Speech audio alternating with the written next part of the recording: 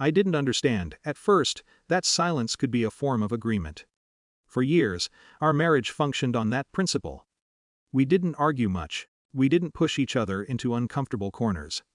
If something felt unresolved, we let time blur it. It worked, until it didn't. The conversation about children had always been one of those blurred things. Not avoided exactly, but never completed. Early on, it came up in vague ways. Someday.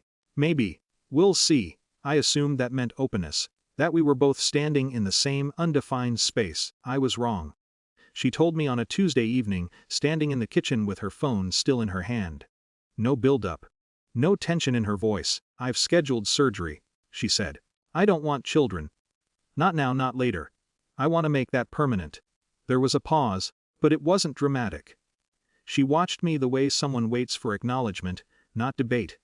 I remember nodding before I fully processed it. "Your decision," I said, and at the time I believed that was the right response. Respectful, mature. I didn't want to turn her autonomy into a negotiation. It felt wrong to challenge something so clearly defined. What I didn't say, what I didn't even fully admit to myself, was that I had never reached that same certainty. That night didn't end in conflict. We ate dinner. We talked about work. The same routine, just slightly quieter. But something had shifted in a way that didn't need volume to be felt. Over the next few weeks, I started noticing the absence of something I had assumed was there. Not just the possibility of children, but the idea that our future was something we were shaping together. Her decision was clear. Mine had never been. And suddenly, that difference wasn't abstract anymore. I didn't confront her. There wasn't a moment where I laid it all out or demanded reconsideration. Instead, the distance grew in smaller ways. Conversations became logistical. Time together felt more like coordination than connection. It wasn't anger, it was recognition. Months passed before I spoke to anyone about it. Not friends. Not family.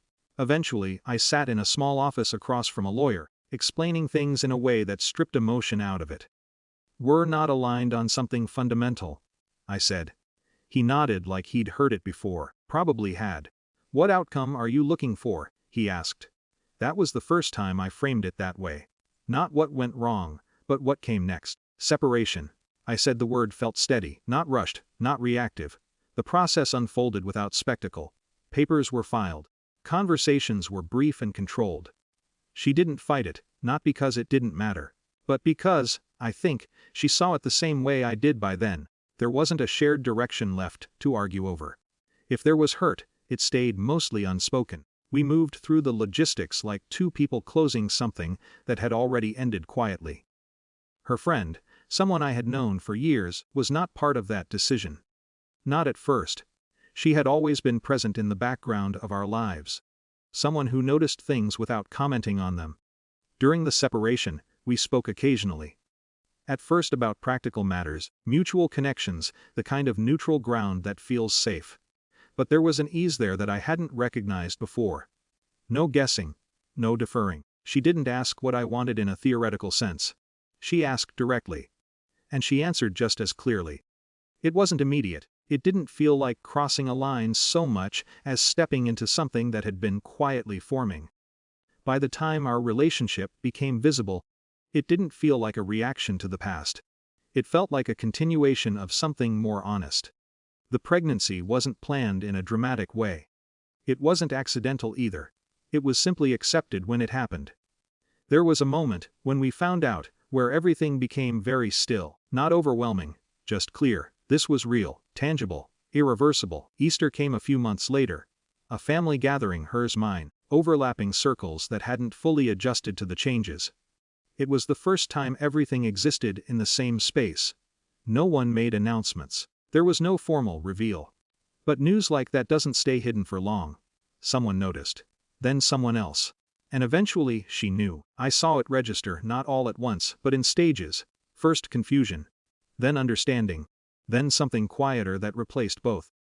She didn't approach me immediately. She stayed where she was, holding a conversation that had clearly lost its meaning for her. When we did end up near each other, it wasn't planned.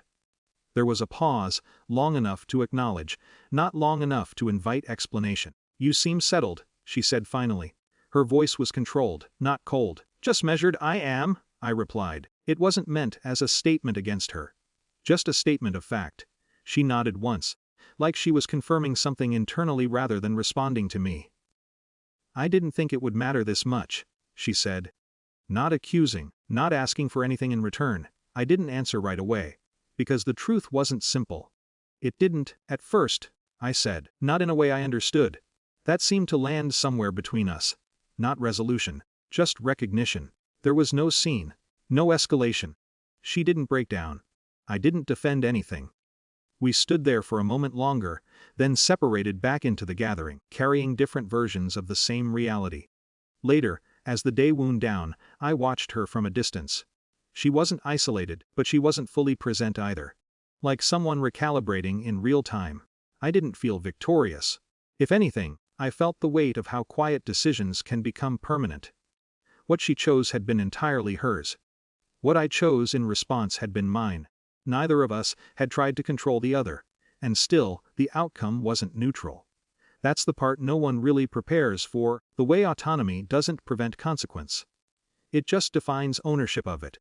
When we left that evening, there was no final exchange, no attempt to close anything neatly. Some things don't resolve. They just settle into place, reshaping everything around them, and you learn to live inside what remains.